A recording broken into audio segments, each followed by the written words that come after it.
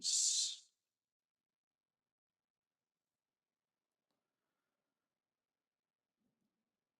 In fact, St. Vincent de Paul taught the members of his religious community that if they were praying in the chapel and someone comes knocking at the front door because they need medicine or food, they needed help, or because they need medicine or food, they needed help, he said, do not feel guilty about getting up and going to the door to greet them and to help them.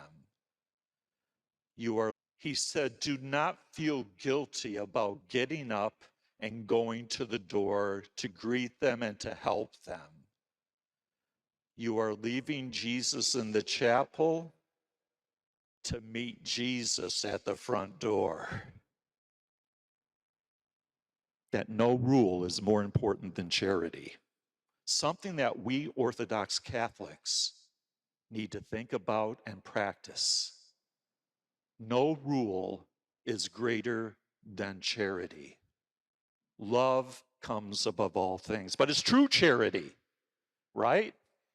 Not this false charity, this so-called tolerance that is being preached by secular society right now, where we have to tolerate every deviant behavior that is out there. That is not true charity.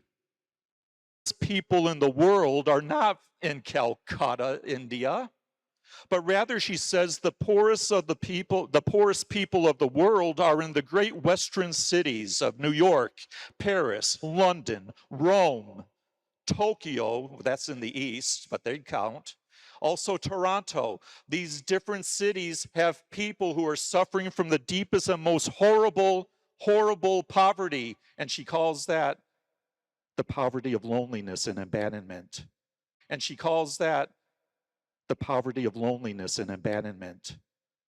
And she calls that the poverty of loneliness and abandonment. You can have thousands of people around you on a busy city street and still be totally alone and totally unloved.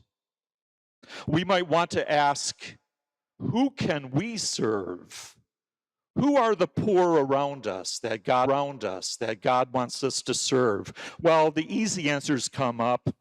We can help food pantries. We can help out at soup kitchens. We can help storm victims. We've been very good at that, by the way. I remember when the tornadoes hit, when was that? A couple of years ago.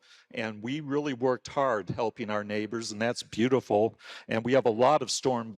What about the poor, lonely man in a nursing home? I remember, I think I mentioned this before, but when I was a freshman in college, I joined this Adopt a Grandparent program, and I would go to a local nursing home, and there was this elderly man there who had absolutely nobody. He was alone. Nobody would ever visit him. He was alone. Nobody would ever visit him.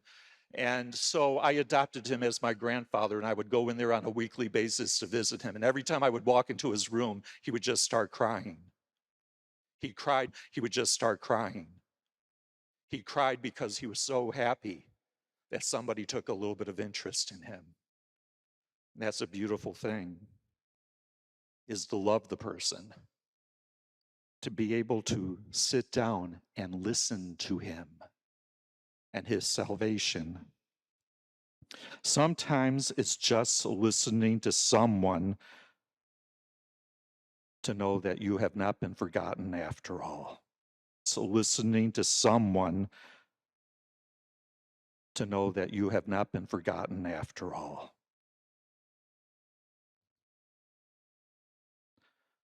How are we going to be judged?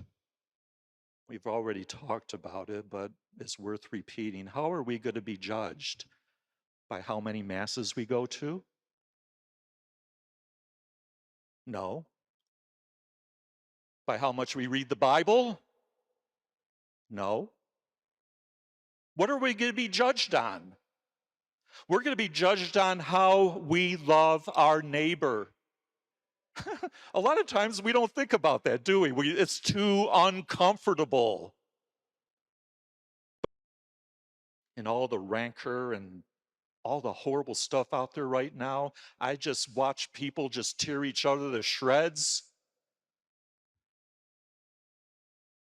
and then go to church on Sunday and call themselves a good Christian. And then go to church on Sunday and call themselves a good Christian. That's crazy. He is love incarnate. And I have to be fed that love. And if I don't get fed that love, then I set up myself for any kind of fall. I set myself up for any kind of ideology. I set myself up for for comfort.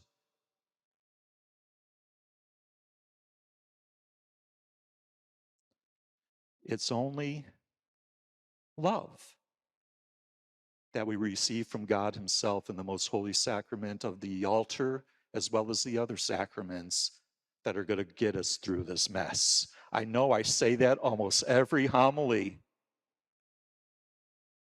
but I can't help myself. I'll say it, and I'll say it, and I'll say it until I can't say it anymore. Jesus is the answer. His plan is the answer. His precepts are the answer. And in His will is our peace.